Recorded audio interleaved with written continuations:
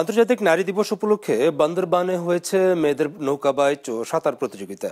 দুর্গম থানচি উপজেলার বলিপাড়ার সাঙ্গু নদীর যে আয়োজনে দারুণ উচ্ছ্বসিত ছিলেন প্রতিযোগিতায় অংশ নেয়া নারীরা।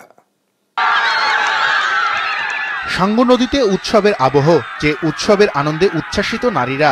আন্তর্জাতিক নারী দিবস উপলক্ষে বান্দরবানের থানচির সাঙ্গু নদীতে শুধুমাত্র মেয়েদের জন্যই আয়োজিত হয়েছিল নৌকা বাইচ ও সাঁতার প্রতিযোগিতা।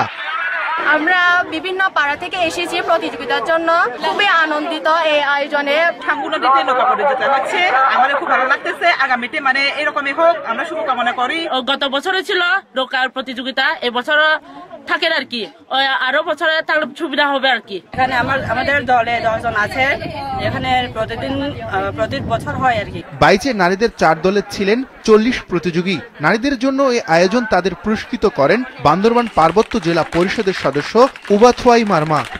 নারীর ক্ষমতায়নের বিষয়টি আবার সামনে এসেছে, এটা নারীর ক্ষমতায়ন হতে হবে।